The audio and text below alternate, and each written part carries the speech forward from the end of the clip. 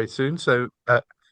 My name's David Cutler, and I work at the Bearing Foundation, and along with Harriet, who's organised this meeting. We run the arts programme. And as a number of you will know, for 10 years, the foundation had a funding programme for creative ageing. And we since 2020 have focused on people with mental health problems of any age, but we continue this as what we call a legacy program. So we will occasionally release reports and do small amounts of funding. And one of the things that unites our two programs, the legacy program and the uh, current program, is that there are relatively few men involved in both those programs. What we're going to do today is launch the reports. We've got four fantastic speakers, each of whom are going to have 10 minutes to do a presentation, and I'm just going to say a few words of introduction. Um, Both those programs, there's fewer men involved in participating in the work that we're funding, and we try to think why. 10 years ago, we commissioned Ed Watts to answer his own question when he was working at the Whitworth Gallery about why fewer older men were participating. And he produced a very interesting and popular report called A Handbook of Cultural Engagement with Older Men, which is still on our website. And you'll see his top tips repeated in the introduction to our report. But there didn't seem to have been an awful lot of research or targeted work since then. So we decided to produce a new report, which you've got today, Missing Out. The heart of that report is 15, I think 15 very interesting, very diverse examples of targeted work with older men. And you're about to hear a bit more depth about four of them. But one of the things that happened is that we normally are able to look at a very, very large number of potential case studies. We struggled, and you might say today, well, you didn't think of us, and there's actually lots more examples.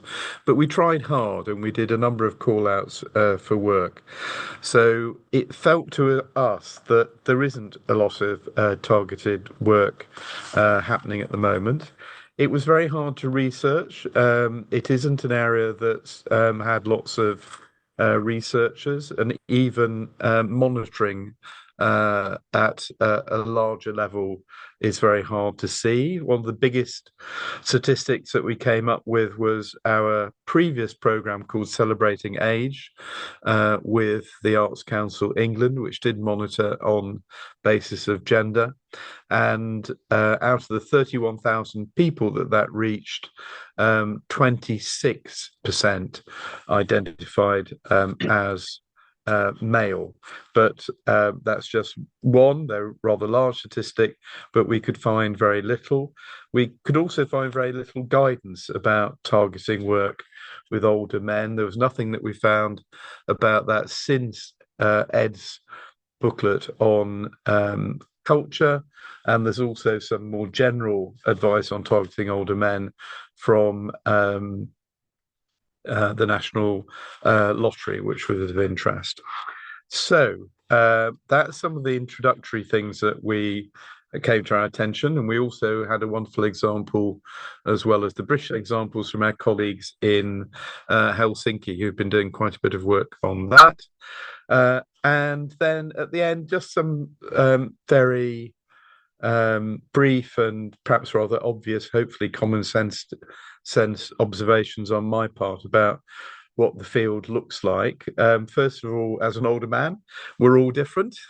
We're not just like the rest of humanity. We come in all shapes and sizes and with many, many different backgrounds and aspects to our character, and that doesn't seem to be addressed very much when thinking about culture.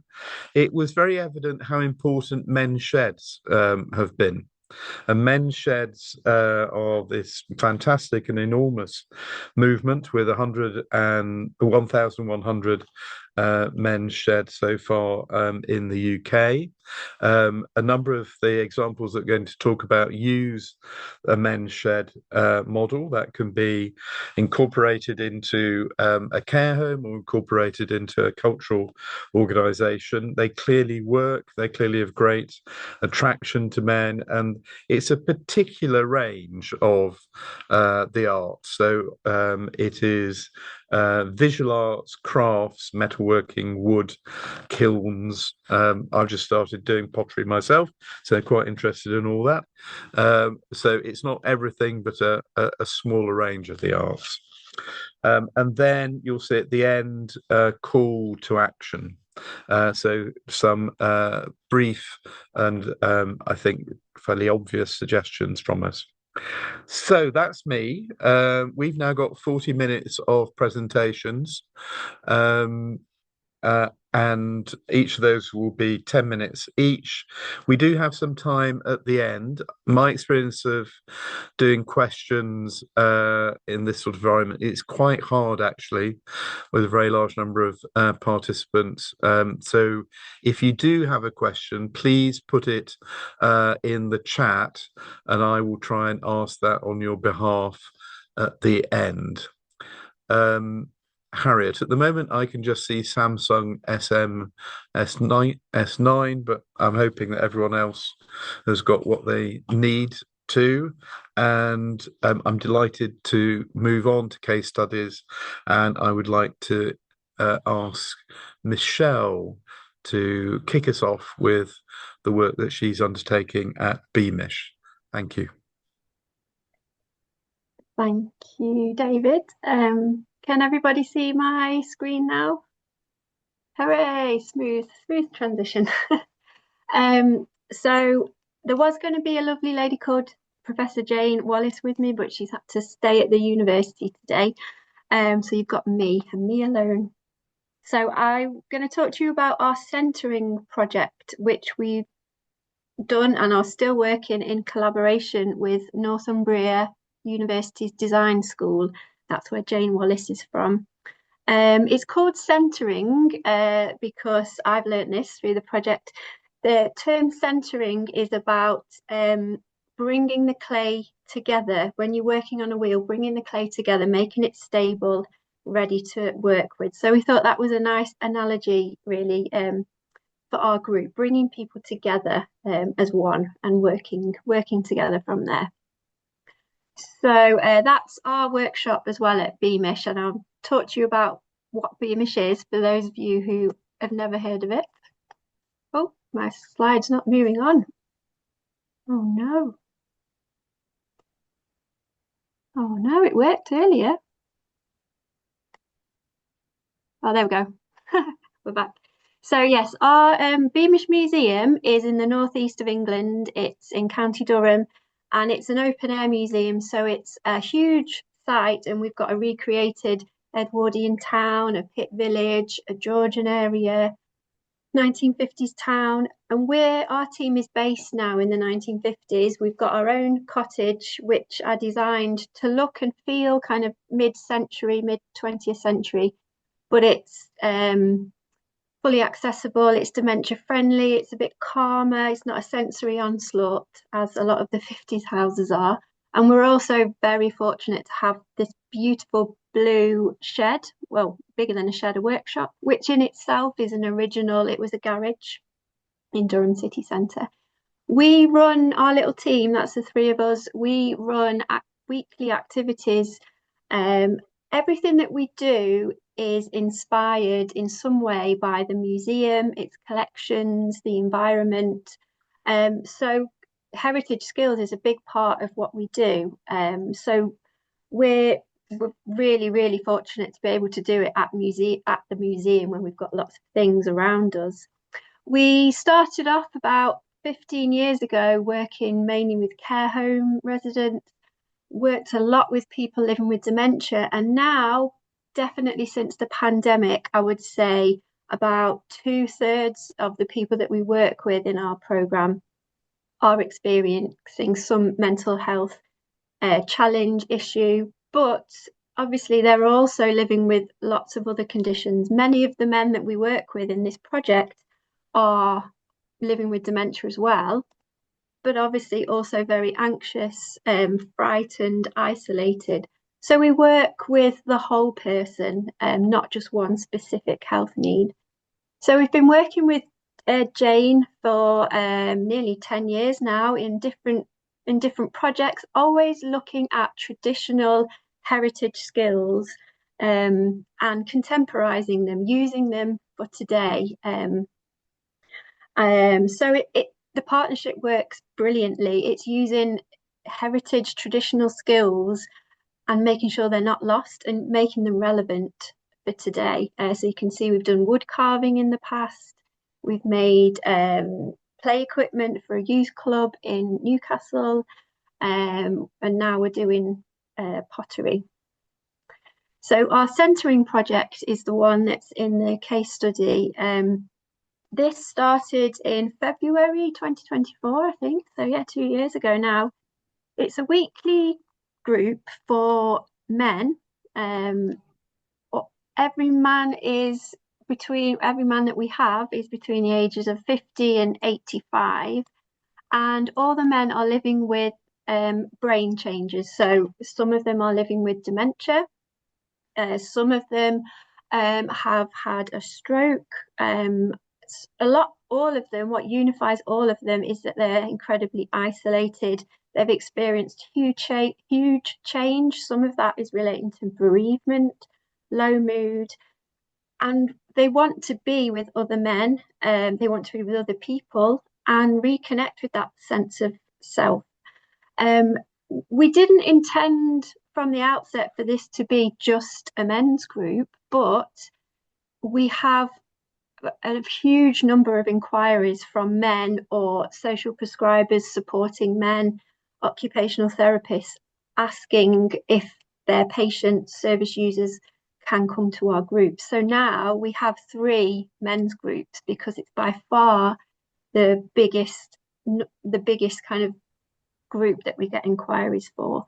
And to be honest, I think now if we had a female wanting to join this group, it would change the dynamics. I think it is for this group, it feels important that it is just for men.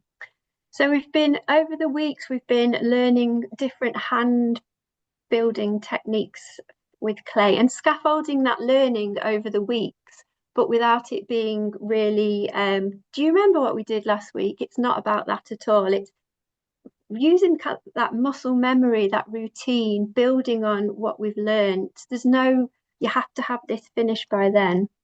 And we use all the things around us in the workshop. We use symbolism. You can see in the top right of your screen the badges, they're forget-me-nots. We use stories of our own lives as inspiration for the things that we make. You can see a few more pictures of some of the things that we've tried all sorts, and every week I'm no good at that, I'm not artistic, and we bring things out of the kiln. Who's made that? You made it? Oh well, it's okay. But now you can see as a group their confidence is huge.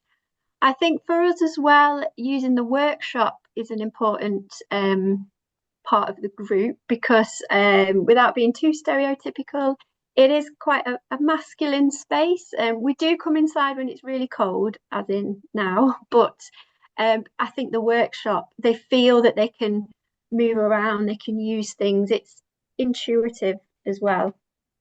And then a specific project was called Clay Connections. This was a 12-week reciprocal making project with our centering group and 6 participants at a mental health charity in Newcastle, so about half an hour from here.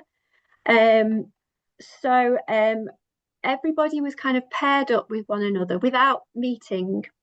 So all of the participants, all very different, different stories, different people, different experiences.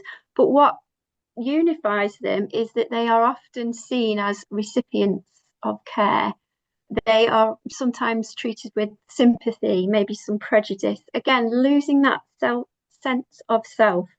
And that's what we wanted to kind of reconnect people with and to allow people to be the person to offer care and support to others, not a passive recipient. So they were partnered up. They filled in on the bottom left of your screen, you can see some postcards. They filled in some design questions, but it wasn't anything about memory. It was, what are your favorite colors? What's your favorite food? If you were an animal, what would you be? And each partner used them to create a dinner set for their partner that they'd still not met. So over the 12 weeks, they used the design work to make a dinner set. Week 12, everybody met for the first time at Beamish at the cottage. And they finally met the person that they'd made the things for. You can see some quotes from some of our participants. I felt like I'd made a friend through this project. The pieces, they made me laugh. They felt like me, if you know what I mean. It was such a beautiful, beautiful day for all of the participants coming to meet a relative stranger in a new place for the Chile Studios guys is massive. But they said, I felt like I knew this person. And after that, their pottery went on display at Gallery North, which is in Northumbria University. There you can see some of our chaps looking very chuffed with themselves, as they should be. This exhibition's moving to Beamish next month now as well. And I think, again, making for someone else was huge. The things that they made being on display in a proper gallery was even bigger. I think I'm running out of time. So we made some other things as well, spoons, badges, and a pot. This pot was made with some of the quotes from the people about the project.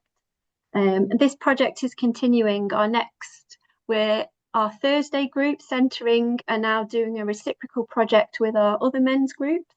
And after that, we've got a school that want to team up with our pottery group as well. So it wasn't a kind of an ended project. This is continuing for years to come, hopefully. Oh, I need to stop sharing now. It is beautiful, and your timing is perfect, Michelle. Many thanks. And Harriet and I had the enormous pleasure of going to see you just before Christmas. And if anybody gets the opportunity to go and see Beamish, it is, of course, you're too modest to say, Museum of the Year. Yes. Oh God, I didn't. Yes. We won Very well Museum of the deserved. Year last It was year. wonderful, and it's a fantastic project. Congratulations. Thank you. Brilliant. Well, let's move on to an old friend, Rebecca. I haven't seen you in such a long time.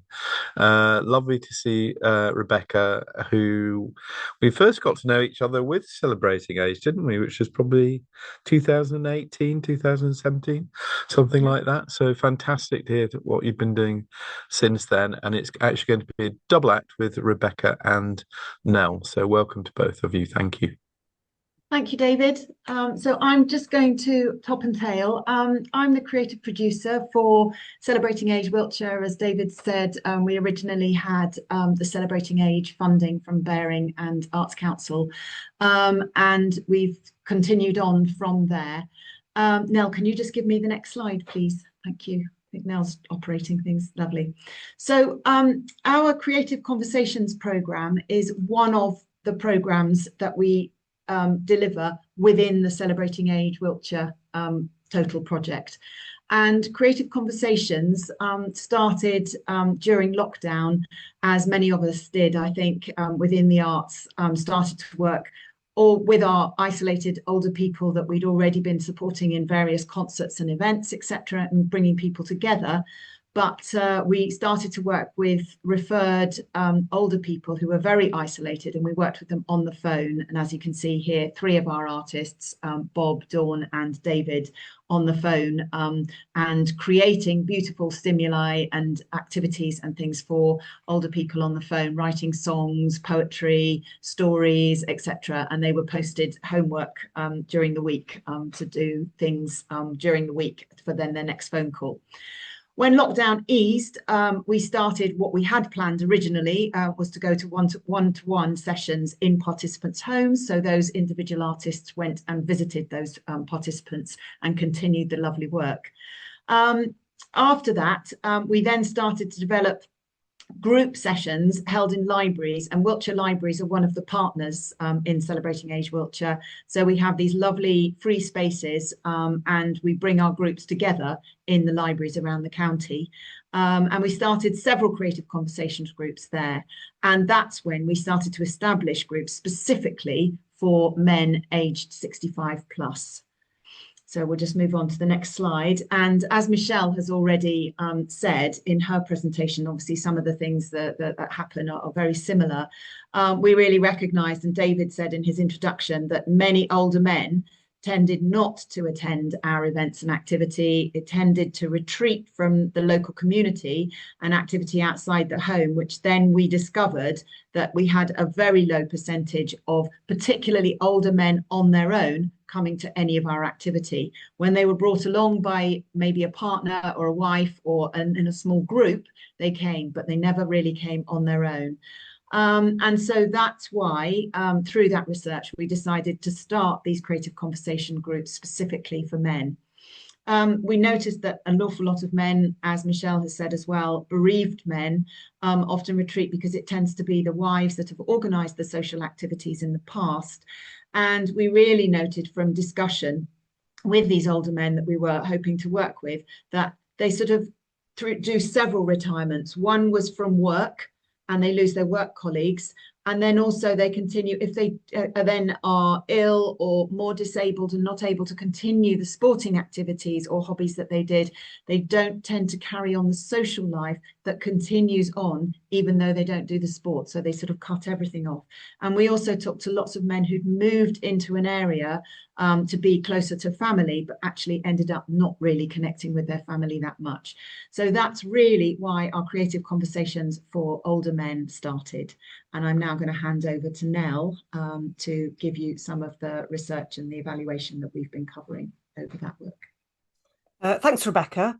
Yeah, so we don't evaluate everything that's part of Celebrating Age Wiltshire programme because there's several strands. We focus our attention on something that's new or something we've testing out.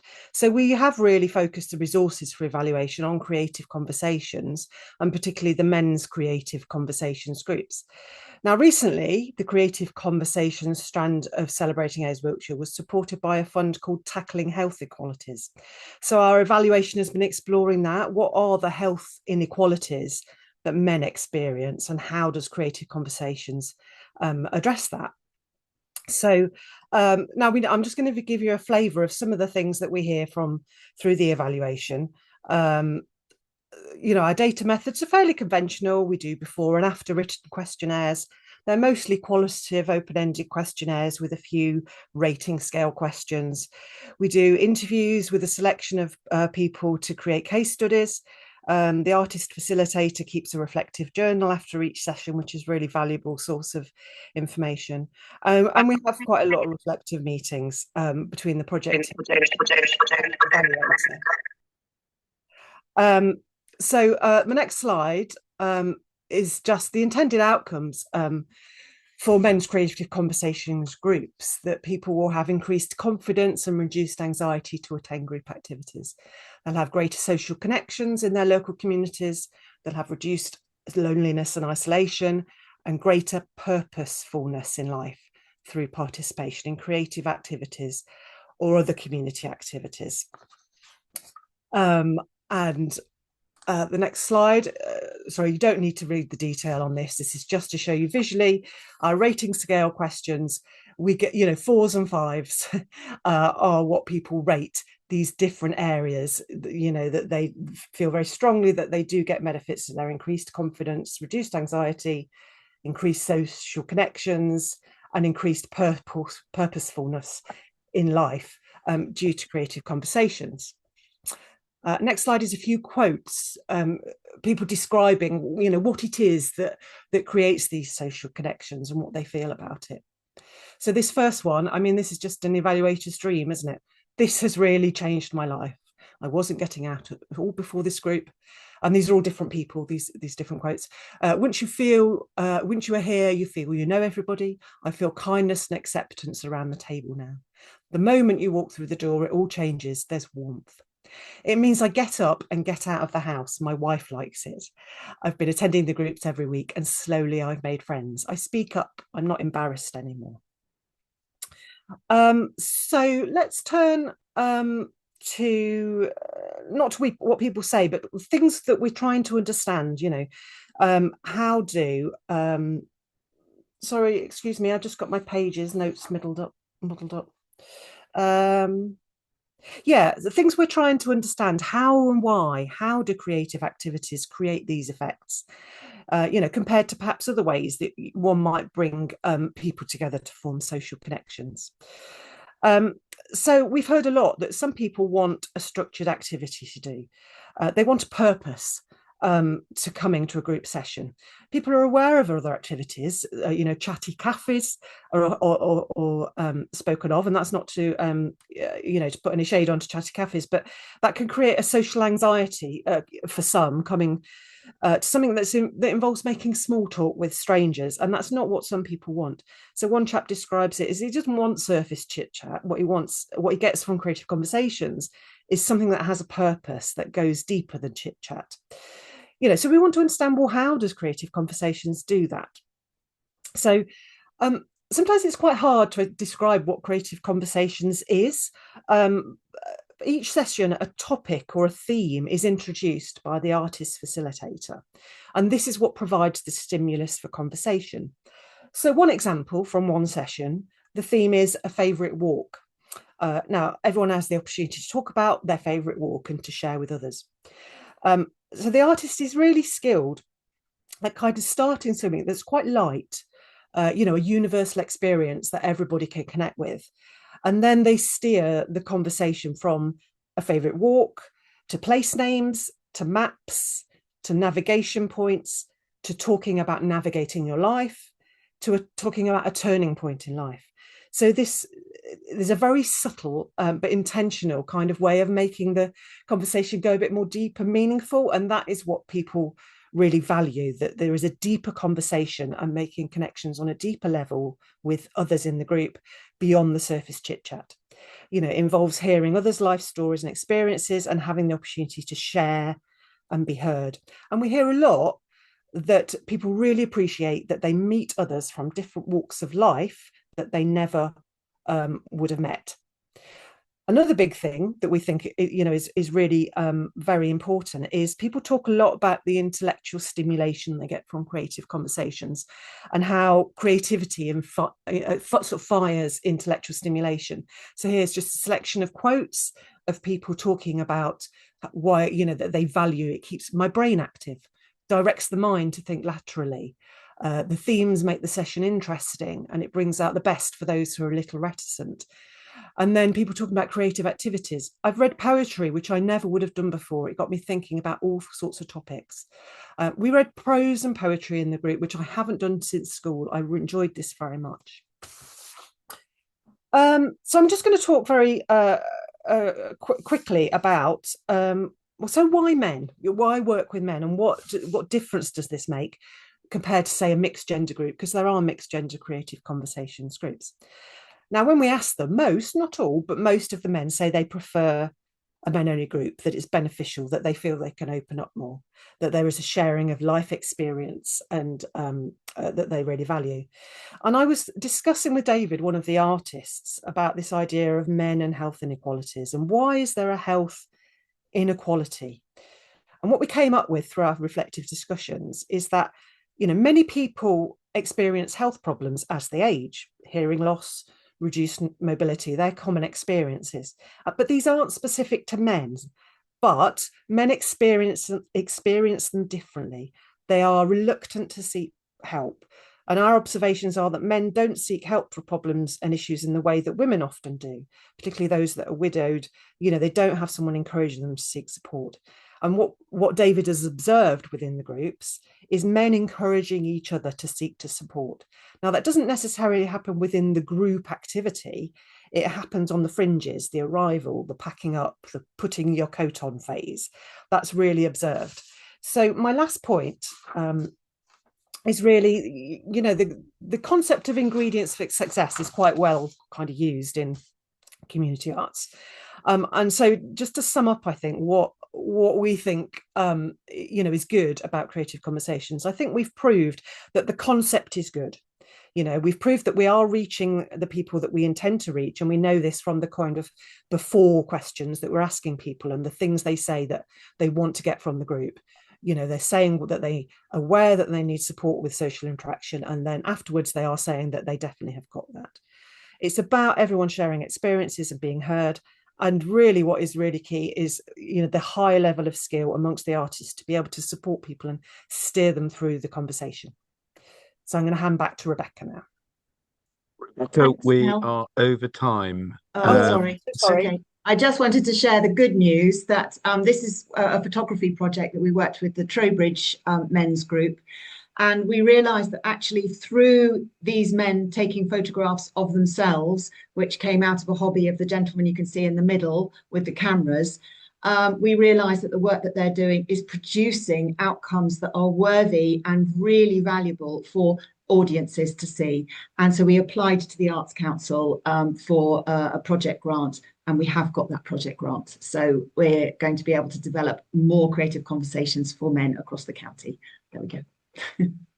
Brilliant. It is lovely to finish on some good news. I thought it was absolutely fascinating. Many, many thanks to Nell, like all the people that have written case studies for us. Many thanks, Nell. And congratulations to Rebecca, because I often think about celebrating Age Wiltshire. And I think it was one of very, very much the best things that came out of that funding program, Celebrating Age, and it just really makes me very, very happy to see the way in which it's thriving. So many congratulations to you for that.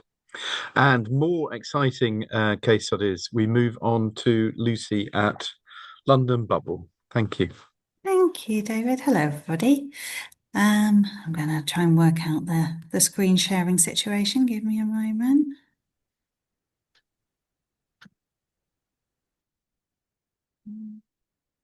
Okay. Yeah, so I'm Lucy. I am a co-CEO at the London Bubble Theatre. As you'll have guessed, we're in London. We're in Southwark specifically, and Rotherhithe even more specifically, which is why this is the Rotherhithe shed that I'm going to be talking about. As David mentioned earlier, there are many examples of sheds taking place within cultural and community organisations, and this is one such example. And it came about as the Men's Shed movement was starting to gain a bit of momentum, which aligned with us as an organisation, realising that there weren't as many older men taking part in our activities. So we're a theatre charity. We're not an auditorium or producing house. We are there for people to take part with us. We're all about participation. And specifically about engaging people who are from marginalised communities or who are traditionally underrepresented in being involved or their experiences being represented in arts and culture. And we begun delivering projects specifically for older people. And we were running groups, very social, gentle theatre participation groups in the lounge spaces, in sheltered housing and almshouses locally. And we noticed that a lot of the people who were coming were the women who lived there and not the men. And we started to think, well, how can we address this? We're also thinking about the fact that we have a workshop space in our building. We're very fortunate, but it's underutilised. how could we make better use of that? So we thought, let's try putting these two things together. Would it attract more older men if what we were offering was something practical, something where you could take part in activities alongside each other, getting involved with your hands, and we piloted some sessions, things like wood whittling, to see how it went. And it had the effect we hoped it would. People came, they enjoyed themselves. They started chatting more about who they are and their life experiences. They shared stories. It was joyful. And we have been able to continue delivering the Rotherhithe Shed ever since. So it's been running since 2014. And the whole time it has actually been a partnership project. So it's delivered jointly by us at Bubble Theatre and our neighbours at Time and Talents, which is a settlement organisation literally across the road, who were coming to similar thoughts at the same time. And so we jointly run it. We have the workshop space here, so it's hosted in our building, and we have a member of staff from each organisation who is paid and who is very loosely facilitating and supporting what goes on in the shed. We've probably welcomed over 200 people in total over that time. In the past 12 months, about 40 or 45 people have taken part. And it's, as you know, you might imagine, especially if you know anything about the men's shed movement, it's effectively the shed at the bottom of the garden that so many people, particularly in a city London environment, don't have access to. It's a workshop space. There are tools, there's equipment, there's the opportunity to bring things that you wouldn't have the space, the resources, the camaraderie and the support to get on with otherwise. So we encourage people to bring their own projects to take part in at the shed. It's been open twice a week, 2 afternoons a week, and it's drop-in. So people can come for the whole session if they want to, but you don't have to. You can come in for a bit and head off, or you can come in for the whole time. And for some people, it is an absolutely fundamental part of their week. They come every week. For others, they come when they have something that they want to do. They've got a project they want to bring. And then we might not see them for a few months. And I think some of the reasons why people choose to come is very similar to what's already been said. The sense of purpose and a schedule to your week following retirement. We have people who come who have caring responsibilities. There's some people who come and this might actually be the only thing in the week that they do outside of being at home. But from the outset, the reason it's the Rotherhithe Shed and not technically a men's shed is that it isn't just for men. And that was something that came from our members from the get-go. They were insistent. They wanted it to be inclusive to all genders.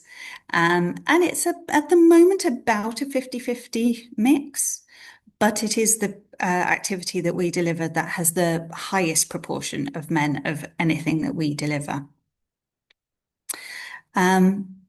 And we've got space for about 15 people per session using workbench space in our workshop, and they also spill out onto our yard with tables and for things like spray painting and messy stuff like that. And you always know when the shed's open, because if you walk down the road, you'll see some sandwich boards and a life-size sculpture of a person who gets repainted with seasonal makeovers. You can see him in one of those photos on the screen just now. That's our Rotherhithe man, and he makes appearance on the yard every time that the shed's open. And people get up to all sorts. There'll be DIY, there'll be upcycling and repurposing projects. We have one member who also volunteers at a local charity shop who will often find things there, bring them in, work on them, upcycle them, clean them up, take them back to the charity shop to be sold. We have people who've remodeled things, repurposed things.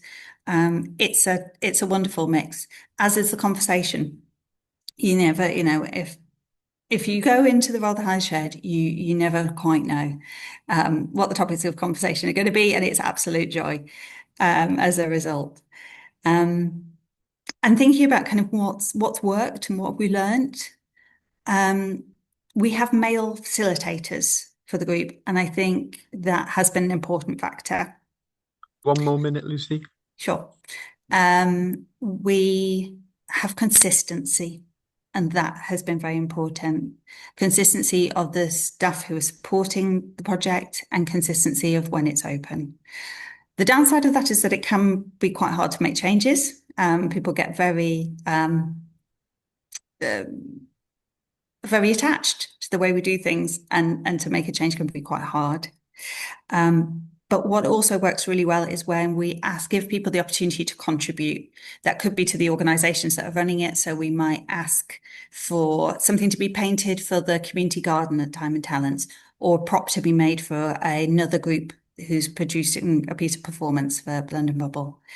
And we get asked to contribute to local community events as well. You'll have seen some of the photographs of the mobility scooter in various guises going around, where the Shed was gifted that, and they have turned it into all sorts of wonderful things. Santa's sleigh, which then went round and delivered gifts to local sheltered housing, to lanterns that have been used in local lantern processions. And I think that opportunity to give back and to have purpose within your community has been incredibly valuable for so many of our members. And always make sure there's tea and snacks. I'll leave you with tea and snacks. It's important. Lucy, I'm cutting you off with great reluctance because it's absolutely brilliant. And you start off by using the word joyful. And I think that is absolutely the perfect description.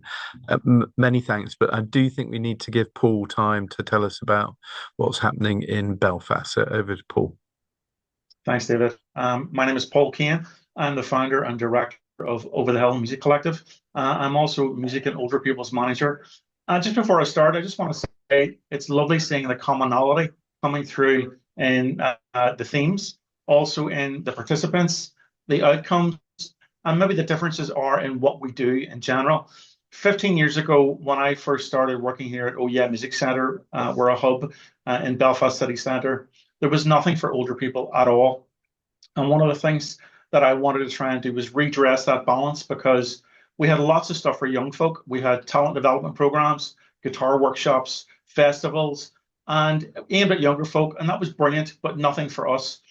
The music industry itself is very ageist, and a lot of the people that we were trying to attract were really almost discarded from the music industry because they were older. So we tried to set up something that would reclaim a negative term. And we came up with this idea of Over the Hill Music Collective.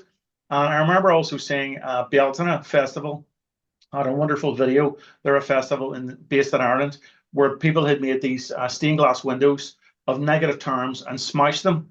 And Over the Hill was one of them. And I thought, yeah, we're doing that, but just in a different way. So that was something that we tried to do. And we wanted something very basic and simple. So what we wanted to try and do was provide a safe space for people to come, offer a platform for people to come together, to perform, to collaborate, to learn, and to really just enjoy themselves for a short time and be themselves and do what they wanted to do. And the format was very simple. We had a social element, so you could come in and have a cup of tea, cup of coffee in Oh Yeah Music Centre. We would have maybe a professional to open up a conversation about, I don't know, it could be photography, music photography, a producer, a record industry person. And that really teased out some of the issues that people wanted to talk about. And then finally, we had this idea where people could sit down and actually perform and share their music. And it became very apparent, although we were open to all people and all genders, it became very apparent that it was mostly men who were coming. And we were initially a little bit worried about that, thinking, well, should we try and encourage more a wider audience to attend? And then we realized as professional facilitators that actually men were the more difficult people to get out and about. And that was something special. And we wondered, why was that the case? And the first thing that we came across was our safe space in Belfast City Centre, apolitical, easy to get to. Secondly, I'm an older musician and I was fronting this. So anyone who was coming to talk or have a chat was seeing me first. The other thing was that we had this like a buddy system. So if you were coming on your own, you usually met with me and you would then come in and see what was going on. And then the third thing was people used to come and have an informal chat with me. And in many ways, I was being vetted for what they wanted to do. And if we were getting the okay, well, that was fine. They then came to the meetings. It became very apparent that people wanted to share their music, and that was through Lifeline. But also, a lot of people wanted to have a legacy aspect to that work, and that was recorded music. So it became important for us to try and get some money together, and we became a formal charity about 13 years ago. No paid staff. I've been run for volunteers and our board and myself, and we do this with the members. Everyone gets a say on what we do. All of our work has been done through projects. We've done so many different things and such a wide variety. We've written a musical. We've been on radio. We've had print stuff done. We've played festivals. We've recorded 4 albums. We have become, in my opinion, most importantly, advocates for other older people, because when someone wants an opinion about an older musician or what's going on in the industry, they come to us, which is great. And most recently, what we've done is been advocating for the work that was done through UNESCO when Belfast became City of Music. The other important thing for us is that we have worked through partnerships. So we have worked with the Golden Thread Gallery, Oh Yeah Music Centre, Kibosh Theatre Company, Prime Cut Theatre Company, Community Arts Festival, just to name but a few. And that's something that we try and do to push that envelope out and to do something really, really special. It's already been said, but I'll say it again because it's worth repeating. What have we got out of this? What have our people got out of this? Well, reduced isolation and loneliness. We've formed a community here where people feel safe to talk about their own personal issues, their own needs, and use music as the vehicle to actually express that, which I think is invaluable for them. We've provided pathways and means for people to have personal development. That could be learning a new instrument, learning how to sing, learning recording, social media, getting their stuff out there and knowing what's going on. We've also then created a legacy whereby this recorded work is there for other people to come and listen to. And people are then seeing what's going on within that song or what they're trying to do, what they're trying to say. And then the final thing, which I've already mentioned, is this role of advocacy, where we're actually trying to help people. The other thing that we wanted to do was that people were very keen to give something back. And the currency that we used within that collective was knowledge. So we had a wide, disparate range of people, from professional musicians like myself to people who had aspirational notions of wanting to become a musician or a singer or a songwriter, and to form those connections where people could actually get together and learn from others. And that's been something really, really special. So I wanted to share one of the stars of the show for us, which was really almost like a micro project, but highlights the work that we've been doing. We all know that COVID really devastated our communities and the world. We lost many people through that, and the music industry itself was decimated, and it was really, really difficult for people. And one of the things that we tried to do was come up with this idea of, well, what about those people who are really marginalized, older men who are living on their own? Could we try and get in touch with some of those people? And the idea that we came up with was room songs. And really what we were trying to do was ask a question. You're in a room 24 hours a day. Do you have a conversation with that room? Does the room talk to you? What do you say to it? And what would your response be if you had to write a piece of music about that? So we almost anthropomorphized the room, and we had these conversations. So we had 4 musicians who lived alone, all men, and we got them to write some music and to do something around that. And it was incredible. And the final thing that we then did was we asked people to come together, and we thought we'd make a short documentary on the process of actually doing that. So it's something really, really special that we have done, and that's been shared and it's been commented on We've had very, very positive comments from people right throughout the whole years that we've been doing this, and it's all been done on project by project by project on a short-term lease in many ways. And people come in, it's a bit like jumping on a bus. Some people stay on the bus for the long journey. Some people hop on, hop off. That's fine. When you jump on, we hopefully that will bring new ideas and new ways to look at that.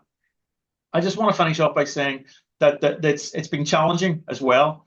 It always hasn't worked out, and that's great too, because it's pushed us in different directions. Could we have been bigger? Yes. Could we have done more? Probably.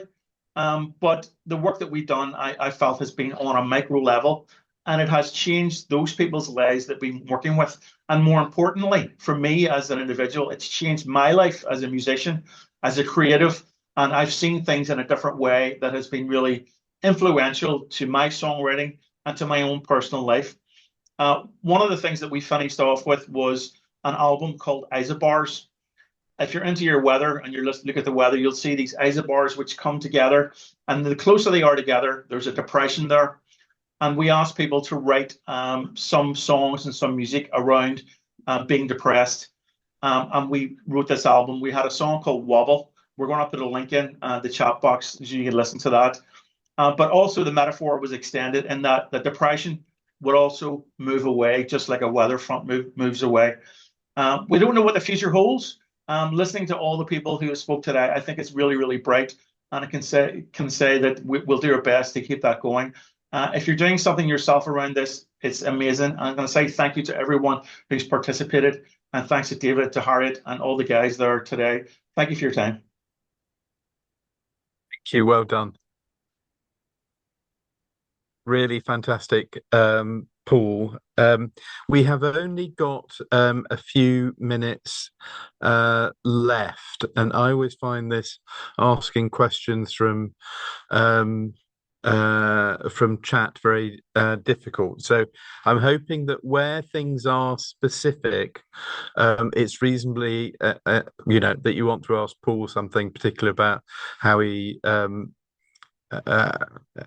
attracted older men into the meeting, whatever it is, whatever that example, that you can get hold of those people. And I know that everybody would be extremely happy to respond to questions.